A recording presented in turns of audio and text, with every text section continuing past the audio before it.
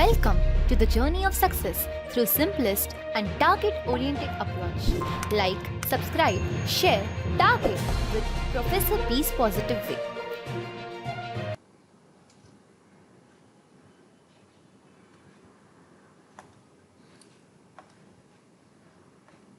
नमस्कार विद्यार्थी मित्र हो.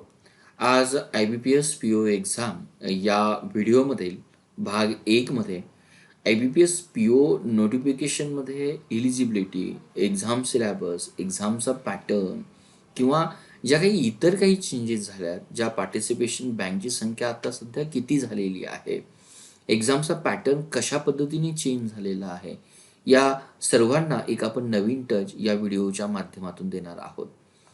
विद्यार्थी मित्र हो, हा व्हिडिओ जर तुम्हाला मनापासून आवडला असेल तर तुम्ही 4 पद्धतीने मला ॲप्रिसिएशन करू शकाल.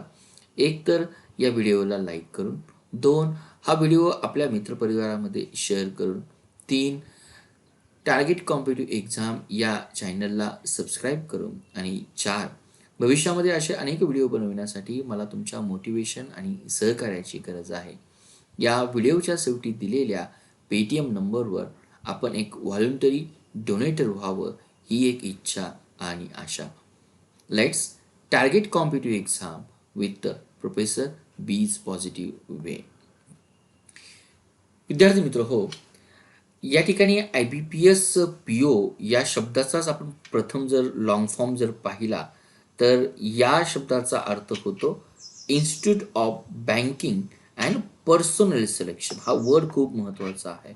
It is non as the personal selection. मग हे पर्सनल कुठले असणार आहेत तर पर्सनल 2 पद्धतीचे असू शकतात. एक तर ऑफिसर ग्रेडचे अधिकारी असू शकेल, त्यालाच आपण प्रोबेशनरी ऑफिसर असं म्हटलं जातं किंवा मॅनेजमेंट ट्रेनी असं म्हटलं जातं. आणि दुसरं जे काही क्लेरिकल आहे किंवा क्लर्क जो काही स्टाफ आहे त्यालाच आपण IBPS क्लेरिकल एक्झाम असं म्हटलं जातं. आता CRP या शब्दाचा जर अर्थ जर घेतला, CRP is define as a common recruitment procedure. He common recruitment procedure आहे. कॉमन रिक्रुटमेंट प्रोसिजर आणि 20 आणि 20च्या ॲडमध्ये जर पाहिलं तर तुम्हाला CRP PO MT X किंवा आपण त्याला रोमनमधला 10 हे आपल्याला एक्सटेन्शन दिसतं. एक गोष्ट या ठिकाणी आहे, IBPS ही बॉडी ज्या पद्धतीने MPSC, UPSC सिव्हिल सर्वंटसाठी एक्झाम कंडक्ट करते, तसंच बँकिंगमधील त्यातल्या त्यात IBPS मधील ज्या काही बँक पार्टिसिपेटरी आहेत किंवा तिच्या अंडर आहेत त्या बँकेतील अधिकारी होण्यासाठी ही प्रोबेशनर ऑफिसर किंवा मॅनेजमेंट ट्रेनीची परीक्षा घेतली जाते. तर कोविड सिच्युएशन किंवा क्वारंटाईन सिच्युएशनमुळे या ठिकाणी हा टेंटेटिव्ह डेट वापरलेला आहे. हा सर्वात महत्त्वाचा आहे. तर according to tentative time table आपल्याकडे मिळालेलं आहे, जे पुढच्या स्लाइड्स मी तुम्हाला दाखवणार आहे. तर ही तारीख ऑक्टोबर आणि नोव्हेंबरमध्ये यातील प्री एक्झाम घेतल्या जातील. हा सर्वात महत्त्वाचा मिनिंग आहे. या एक्झाम्स दोन्ही मोड, जी काही प्रिलिमिनरी एक्झामिनेशन्स आहे आणि मेन एक्झामिनेशन्स आहे ती ऑनलाईन मोडमध्ये घेतली जाईल.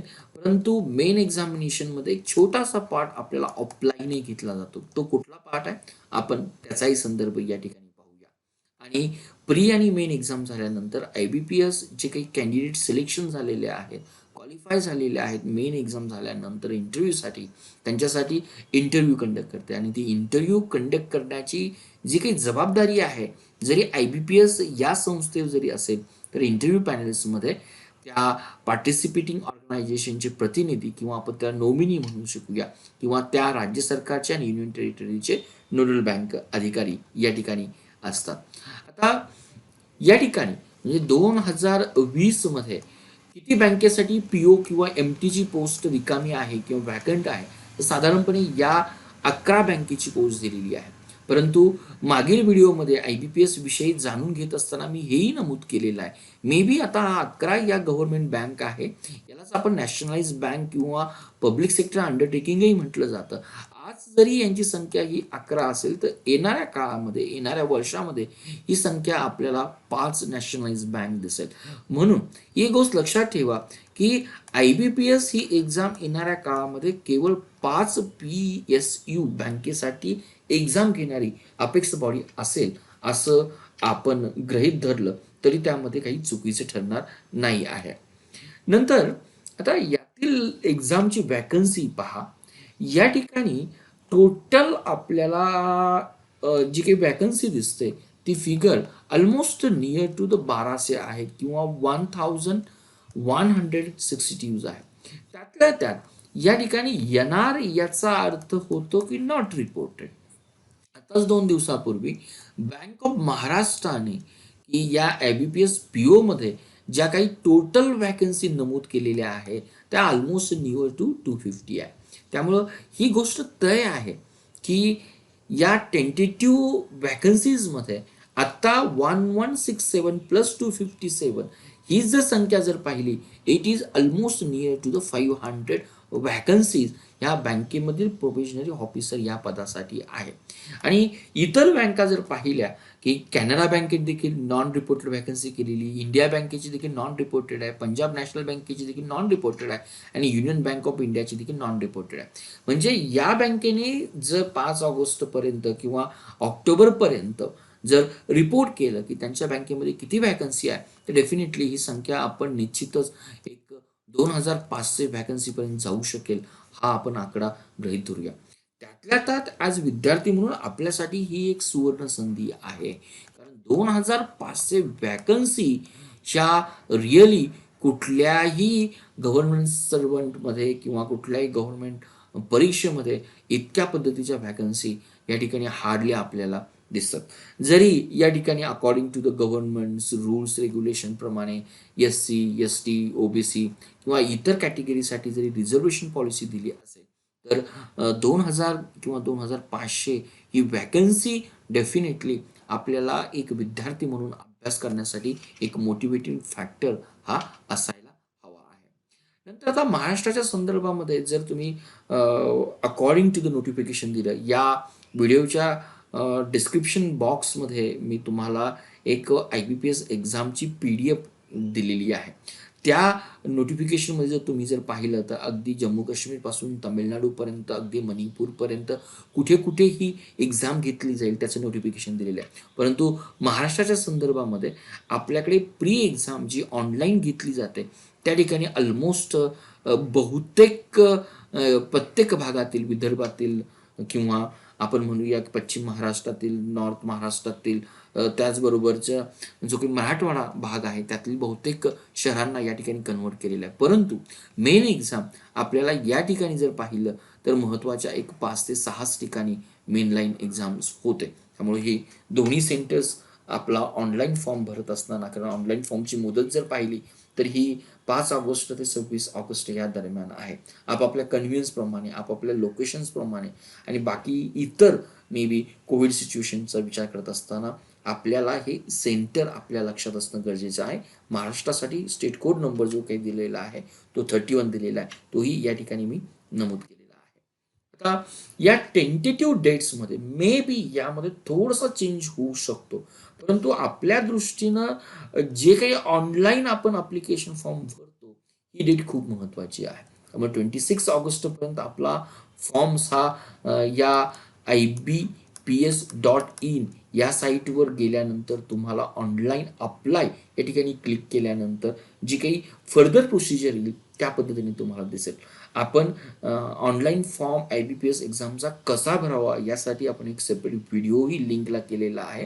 तर चेक आपल्या प्लेलिस्टमध्ये गेल्यानंतर, टार्गेट कॉम्पिटिटिव्ह एक्झामच्या प्लेलिस्टमध्ये गेल्यानंतर बँकिंग एक्झाममध्ये अगदी तुम्हाला साईटवर जाताना कुठली काळजी घ्यावी अगदी बारकाईने या ठिकाणी नमूद केलेलं. मे बी तो व्हिडिओ तुम्हाला या ठिकाणी हेल्पफुल ठरू शकतो. आता या ठिकाणी एक्झाम दिल्यानंतर जरी या टेंटेटिव्ह डेट असेल आणि आपल्याला एक्झाम ऑक्टोबरमध्ये झाली, ऑक्टोबरच्या आपल्याला तारखाही दिलेल्या आहेत, 3 तारखा आपल्याला नमूद केलेल्या आहे आणि जर प्री एक्झाममध्ये पास झाला तर तुमची ऑनलाईन एक्झामिनेशन ही हार्डली 1 महिन्यानंतर होते.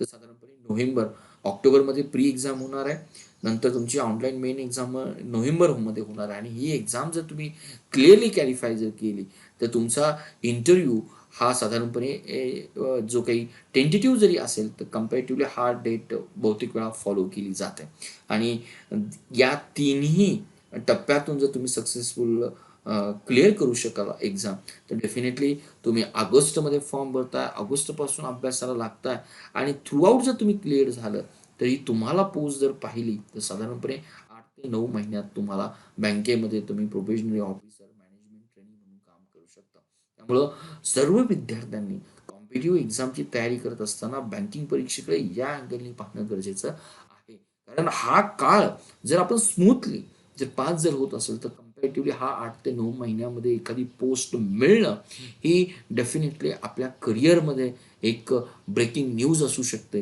किंवा एक चांगला एक आपण असं म्हणूया की आपल्याला थोडं मोटिवेट करण्यासाठी महत्त्वाचा पॉईंट आपल्याकडे ठरवू शकेल. दुसरा पॉईंट आपण या ठिकाणी जर पाहिला तर age limit mostly IBPS PO एक्झामसाठी आपल्याला एज लिमिट हे 21 ते 30 वर्ष मिनिमम दिलेलं आहे. बहुतेक विद्यार्थी ग्रॅज्युएशन्समध्ये 20-21 वर्षापर्यंत असतात आणि या ठिकाणी तुमची बर्थ डेटही दिलेली आहे की नॉट अर्लियर दॅन या ठिकाणी एक 2 ऑगस्ट 1990 दिलेली आहे आणि नॉट लेटर दॅन ही तारीख जर दिली तर कॅल्क्युलेशन हे 21 ते 30 वर्ष वयापर्यंत येतं.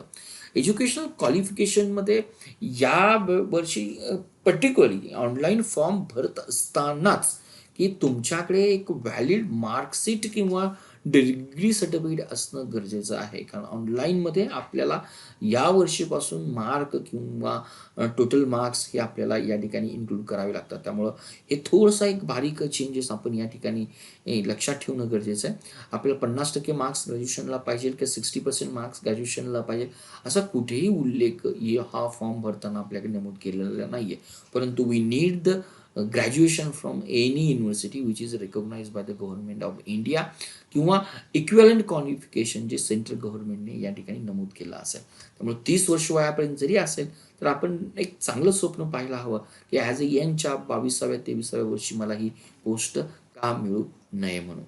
दुसरं एजच्या बाबतीमध्ये हा जरी टेक्निकल मुद्दा जरी असेल, मी प्रत्येक कॅटेगरी वाईज SC, STमध्ये एक 5 वर्षाचं रिलॅक्सेशन्स आहे. ओपन कॅटेगरीसाठी आपण सांगितलं की 30 वर्षासाठी आहे. त्याचबरोबर OBC कॅटेगरीसाठी आपल्या 3 वर्षाचं रिलॅक्सेशन्स आहे आणि according to the disability person आहे, द पर्सन्स विथ डिसॅबिलिटी ज्याला PWD म्हटलं जातं, मे बी हिअरिंग इम्पेअरमेंट असेल, व्हिज्युअल इम्पेअरमेंट असेल किंवा वन लेग, वन आर्म हे अगदी नोटिफिकेशनमध्ये क्लिअरली मेन्शन्स केलेलं आहे. त्या ठिकाणी एक 10 इयरची रिलॅक्सेशन आहे. परंतु irrespective of our social background माझी एक तुम्हाला सांगणंच गरजेचं असेल की वयाच्या 21व्या वर्षी प्रयत्न करत असताना साधारणपणे या दरम्यान आपल्याला कुठेतरी पोस्ट मिळावी अशी आपण अपेक्षा केली पाहिजे आणि त्या दृष्टीने प्रयत्न केले पाहिजे. मे बी काही विद्यार्थी या ठिकाणी ठरवू शकतात की मला 25व्या वर्षी मला बँकेमध्ये PO व्हायचं आहे, त्यानंतर मी UPSC MPSC करू शकेल. तर मोस्ट ऑफ द स्टुडंटचं डिझायर पहिल्यांदा एक सिव्हिल सर्वंट होण्याकडे असतं. परंतु जर या पद्धतीने जर गेला तर डेफिनेटली तुम्ही दोन्ही गव्हर्नमेंटचे करिअर या ठिकाणी अचीव करू शकता. त्यामुळे टेक्निकल मुद्द्याकडे न जाता आपल्याला 25 ते 26 वर्षामध्ये एनी हाऊ बँकेची परीक्षा ही क्लिअर करायची आहे, टार्गेट करायची आहे, हे एम धरलं तर आपला हा प्रवास अगदी सुकर होऊन जाईल. आता आपण जातोय की या 3 स्टेजपैकी प्रिलिमिनरी एक्झामच्या स्टेजमध्ये आणि ही स्टेज बाकीच्या सिव्हिल सर्व्हिस एक्झामपेक्षा कशी डिफरंट आहे. पहिली जर गोष्ट पाहिली तर आपल्याला या ठिकाणी इतिहास, भूगोल किंवा पॉलिटिक्स हा विषय दिसत नाही. It is based on only the 3 subject. एक आपल्याकडे इंग्लिश लँग्वेज आहे, दुसरा क्वांटिटिव्ह ॲप्टिट्यूड्स आहे आणि तिसरा लॉजिकल रिझनिंग किंवा त्यालाच आपण रिझनिंग ॲबिलिटी असं म्हटलं जातं. आणि हेच 3 सब्जेक्ट मे बी त्यांचा ॲडव्हान्स फॉर्म, मे बी त्यांचा एक्सटेन्शन फॉर्म आपल्याला मेन एक्झामला दिसतो. त्यामुळे विद्यार्थी मित्रांनी हे जे काही स्टॅटिक विषय आहेत ते मला वाटतं अगदी मन लावून कॉन्सन्ट्रेटली जर तयारी केली 1 वर्षामध्ये बँकिंगचा तुमचा प्री आणि मेनचा एक्झाम सिलेबस हा डेफिनेटली तयार होतो. कारण प्री एक्झाम क्वालिफाय झाल्यानंतर मेन एक्झामला अपियर होण्यासाठी तुम्हाला हार्डली 1 मंथचा कालावधी मिळतो. त्यामुळे बँकिंगची तयारी करत असताना विद्यार्थ्यांनी प्रथम जर मेन परीक्षेची तयारी जर केली तर डेफिनेटली आपल्याला प्रीची परीक्षा देखील क्रॅक करता येते. वन थिंग, ही जरी परीक्षा क्वालिफाईंग मार्क्सची जर असेल तर आपल्याला ही 100 क्वेश्चन्स असणार आहे आणि हे 100 मार्कासाठी असणार आहे. या ठिकाणी 2 भाषेमध्ये दिली. आणि सर्वात महत्त्वाचं या एक्झाममध्ये जर पाहिलं, प्रत्येक सेक्शनला कॉम्प्युटरवर बसल्यानंतर तुम्ही इंग्लिश लँग्वेजचा सेक्शन जर चूज केला तर तुम्हाला 20 मिनिटाचाच टाईम मिळणार आहे. प्रॉब्लेम इंग्लिश लँग्वेजसाठी टाईम मॅनेजमेंट करणं अवघड जात नाही, पण टाईम मॅनेजमेंट करणं अवघड जातं ते क्वांटिटी ॲप्टिट्यूडसाठी आणि समवॉट एक्सटेंड रिझनिंग ॲबिलिटीसाठी. त्यामुळं बँकिंग एक्झामची तयारी करणाऱ्या विद्यार्थ्यांनी निगेटिव्ह मार्किंग बरोबर आपल्याला सेक्शनल कट ऑफ आहे, सेक्शनल टाईम लिमिटेशन आहे, ही बारकाईनी गोष्ट आपल्या कॉन्शियस माइंडमध्ये आणि सबकॉन्शियस माइंडमध्ये या ठिकाणी नमूद करणं तेवढीच महत्त्वाची आहे as compare with the civil servant examination. तेच मुद्दा मी या ठिकाणी मेन्शन्स केला. UPSC MPSC एक्झाम आजही ऑफलाईन आहे, बँकिंगची एक्झाम ऑनलाईन आहे. तर आताची ऑनलाईन एक्झाम असेल तर आपण सर्वजण स्मार्टफोन वापरतो आणि ही एक्झाम IBPS ची एक्झाम्स आपल्याला तेच सांगते की आपण स्मार्टफोनशी मोर कम्फर्टेबल असलं पाहिजे. Not only the handling. आता बहुतेक मुलांना आपण कम्फर्टेबल आहे, माझं कम्फर्टेबल सांगण्याचा उद्देश असा की आपण हिंदू न्यूजपेपर वाचत असताना इन्स्टेड ऑफ द ऑफलाईन मोडपेक्षा आपण ऑनलाईन मोड तो त्या ठिकाणी प्रिफर करावा. आणि आपल्याला हे जे काही मल्टिपल चॉईस क्वेश्चन्स येतात त्यासाठी आपल्याकडे ऑप्शन्स हे 5 असणार आहे. या ठिकाणी निगेटिव्ह मार्किंग ही 1/4ची असेल. MPSC UPSC मध्ये ही सिस्टीम निगेटिव्ह मार्किंग 1/3 साठी आहे, पण ही सिस्टीम या ठिकाणी 1/4 मार्किंगची सिक्वेन्स आहे. आणि इंग्लिश पेपर जर सोडला तर बाकी दोन्ही पेपर आपल्याला हिंदी आणि इंग्लिश या बायलिंग्वल लँग्वेजमध्ये असणार आहे. परंतु आज मराठी मीडियमचे स्टुडंट्स किंवा मराठी असणाऱ्या विद्यार्थ्यांनी एक काळजी घेणं गरजेचं आहे की most students we are comfortable with the English language. त्यामुळे थोडंसं तयारी करताना देखील आपली त्या ओरिएंटेड असली पाहिजे as compare with the Hindi language.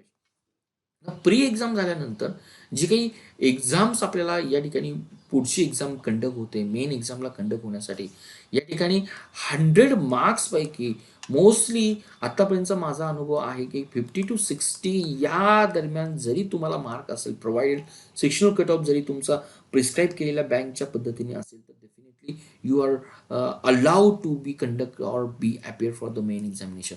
त्यामुळं ही एक्झाम क्वालिफाईंग मार्क्स आहे, आपण असं म्हणूया. It is a door keeper to be enter in to the main examination. जरी क्वालिफाईंग पेपर असेल, जरी या एक्झामचे मार्क्स आपल्याला मेन आणि इंटरव्ह्यू या दोघांच्यामध्ये गृहीत धरण्यात येत नसेल, परंतु एंट्री गेट असल्यामुळे ती एक्झाम आपल्याला तेवढीच महत्त्वाची पडते. आणि जसं मी मागच्या स्लाइड्समध्ये रिपीट केलेलं आहे, आपल्याला इंग्लिश लँग्वेजमध्ये सपोज आपण एक सिम्पल एक्झाम्पल देऊया. Cut off, sectional cut off आणि ओव्हरऑल कट ऑफ म्हणजे काय. सपोज इंग्लिश लँग्वेजसाठी IBPS यानं 2 कट ऑफ दिलेले आहे. एक दिलेला आहे सेक्शनल कट ऑफ, आपण थोडक्यात असं म्हणूया. आणि IBPSने ओव्हरऑल कट ऑफ जो काही दिलेला आहे तो आपण म्हणूया काही फिगर दिलेला आहे. आता IBPSने काय कट ऑफ दिलेला आहे हा मी पहिल्या कॉलम्समध्ये या ठिकाणी मेन्शन्स करतो की इंग्लिश लँग्वेजचा पेपर जर पाहिला आपल्या 30 क्वेश्चन असतात आणि त्यांनी सपोज 7 मार्क्सचा कट ऑफ दिलेला आहे ना. 100 पैकी हा कट ऑफ जर तुम्हाला 52 दिलेला असेल म्हणजे तिन्ही विषयांची बेरीज करू. आणि ॲज अ स्टुडंट जर तुम्हाला यामध्ये 7.25 मार्क्स मिळालेले असतील आणि दुर्दैवाने जर तुमचे मार्क्स इथं 51 ओव्हरऑल पर्सेंटेज जर असेल तर you are not be the consider as a qualifying students for the main examination. म्हणजे या ठिकाणी 51 मार्क असून चालणार नाही. Definitely your marks be minimum 52 किंवा 52 पेक्षा या पद्धतीने मार्क्स असणं पाहिजे.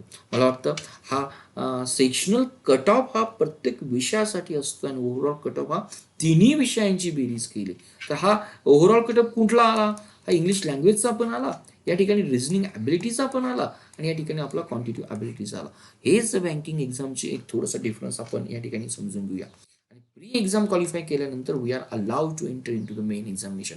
तर यातील 2 सेक्शन आहे, त्यातला हा जो काही ए सेक्शन आपण असं म्हणूया. कुठे या आपल्याला नोटिफिकेशनमध्ये याला ए सेक्शन म्हटलेलं आहे किंवा बी सेक्शन म्हटलेलं आहे असं मेन्शन्स केलेलं नाही, पण आपण समजण्यासाठी याला ए सेक्शन म्हणूया आणि बी सेक्शन म्हणूया. तर त्यातील हा जो काही आपल्याला ए सेक्शन जो काही दिलेला आहे हा प्री सारखाच आपल्याला ऑनलाईन मोडवर कॉम्प्युटरवर आपल्याला द्यावा लागतो. त्यातला बी सेक्शन जो 30 मिनिटाचा दिलेला आहे it is the best on the offline mode. त्यामुळं हा केवळ इंग्लिश भाषेसाठीच असतील आणि केवळ 2च प्रश्न असतील. हे 2 प्रश्न आपण दिलेले आहे. हे 2 प्रश्न असणार आहे. एक आपल्याला लेटर रायटिंगचा असणार आहे, दुसरा प्रश्न आणि दुसरा जो काही असणार आहे तो आपल्याला ECचा प्रश्न असणार. 2च क्वेश्चन्स असतील. आणि जो ऑनलाईनसाठी आपल्याला पेपर आहे त्यामध्ये एकूण 155 क्वेश्चन दिलेले असतील. आणि प्री सारखाच आपल्याला या ठिकाणी सेक्शनल टाइम अलॉटमेंट केलेला आहे, हेही नमूद करा. आता या पेपर्समध्ये टेक्निकल गोष्टीमध्ये जाण्या पलीकडे कुठल्या 2 गोष्टी ॲड झालेल्या मी प्रत्येक वेळेस रिपीट केलेलं आहे, की बँकिंग परीक्षा मेदर इट इज IBPS एक्झामिनेशन किंवा SBIमध्ये आपल्याला 3 विषयावर कमांड असणं गरजेचं आहे. एक इंग्लिश लँग्वेज, दुसरी आहे क्वांटिटी ॲप्टिट्यूड आणि थर्ड आहे रिझनिंग ॲबिलिटी. ऑलमोस्ट मेन एक्झाममध्ये देखील आपल्याला त्याचा ॲडव्हान्स फॉर्म दिसतो. आता ॲडव्हान्स फॉर्ममध्ये कसा दिसतोय? इंग्लिश लँग्वेजचं नावही त्यांनी चेंज केलेलं नाही. It is the same thing. Quantity aptitude हा मेनमध्येच आहे, जे काही पर्सेंटेज आहे, रेशो प्रपोर्शन्स आहे, टाईम किंवा may be the work related concept आहे, त्याच कन्सेप्टवर आधारित आपल्याला हा क्वांटिटी ॲप्टिट्यूड पेपर्स जो काही आपल्याला दिसतो तो data analysis and data interpretation या एक्सटेन्शन फॉर्म्समध्ये दिसतो. आणि रिझनिंगमध्ये आपल्याला जी काही ॲबिलिटी नाव आहे अगदी सेम नाव आपल्याला या ठिकाणी दिसतं.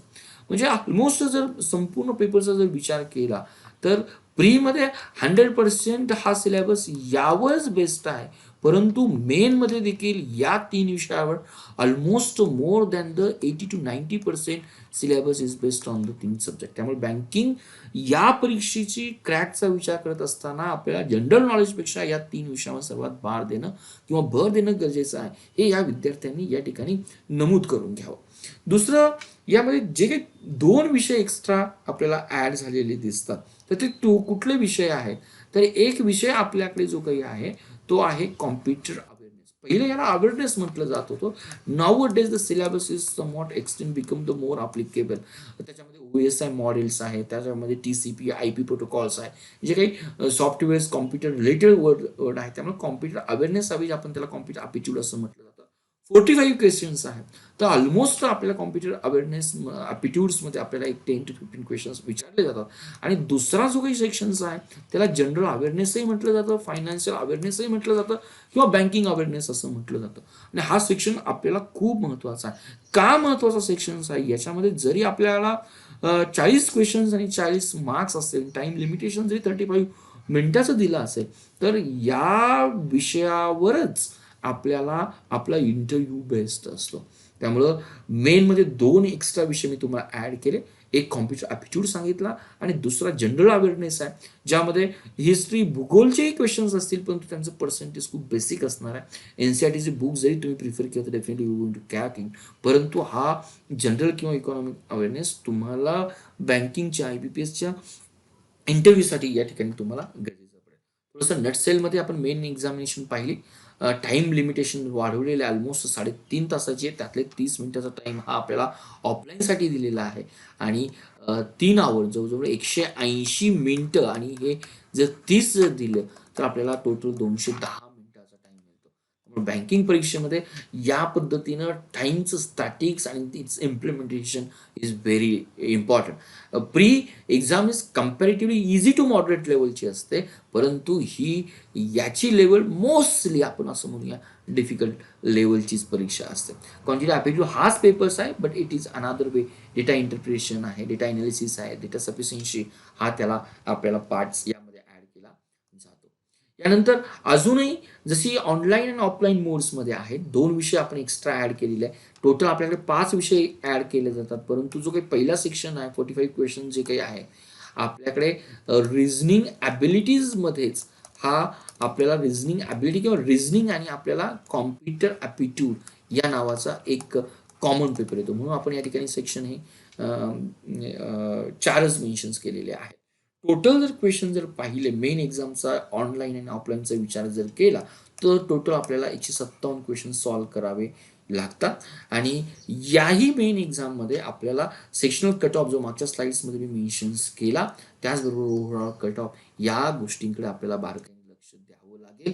आणि जर सेक्शनल कट ऑफ आणि ओव्हरऑल कट ऑफ प्रिस्क्राईब लिमिटेशनमध्ये जर असेल तर definitely you are most welcome for the interview, जी IBPS मधील शेवटची स्टेज असते.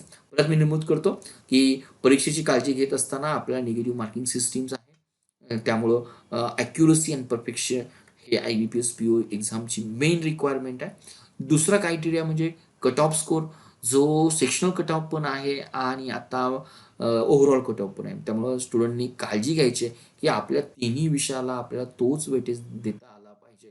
इवन जनरल नॉलेज या विषयाला देखील सेक्शनल कट ऑफ असल्यामुळे we can not ignore it. त्यामुळं निगेटिव्ह मार्किंग सिस्टीम, त्यासाठी असणारी ॲक्युरेसी, त्यासाठी असणारं परफेक्शन, कन्सेप्शनल क्लॅरिटी, त्याचबरोबर सेक्शनल कट ऑफ आणि ओव्हरऑल कट ऑफ या बारकाईनं आपल्याला लक्षात घ्यावं लागेल. आणि शेवटचा आणि महत्त्वाचा प्रदान जो काही येतो IBPS इंटरव्ह्यूचा, हा 100 मार्काची परीक्षा आपली घेतली जाते. It is conducted by the IBPS as the apex body. At the same time the participating बँकेचे जे काही इन्क्लूड केलेले असणार त्यांची नॉमिनी त्या बोर्डवर असणार आहे. ॲट द सेम टाइम त्या स्टेटमधील जी काही नोडल बँक दिलेली आहे in order to assist the IBPS for conduction of the smooth interview, हे 3 बॉडीज तुमच्या 4 to 5 मेंबर्स तुमच्या बॉडीचा तुमचा इंटरव्ह्यू घेणार आहे. आणि it is total based on the CV. पण जसं मी मेन्शन्स केलं, मेनमधलं आपल्याला बँकिंगचा अवेअरनेस या ठिकाणी कामाचं पडेल.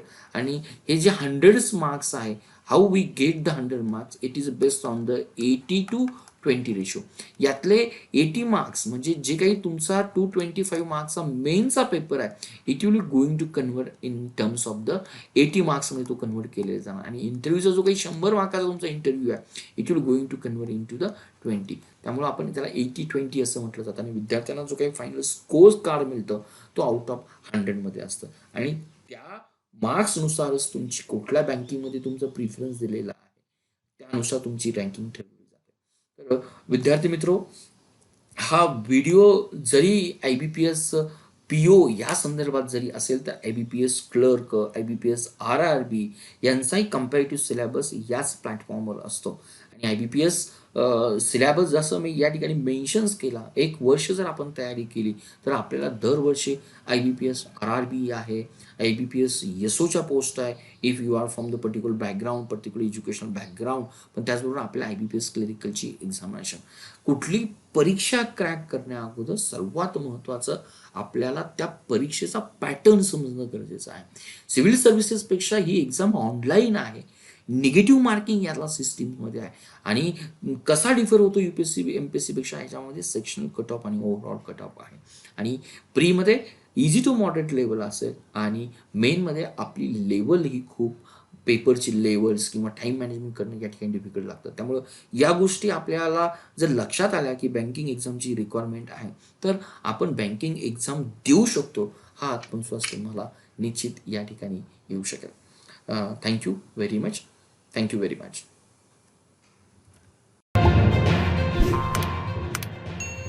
Thank you for watching Target with Professor Peace Positive Way. We request you to be a voluntary donator to become our prime and pride motivator.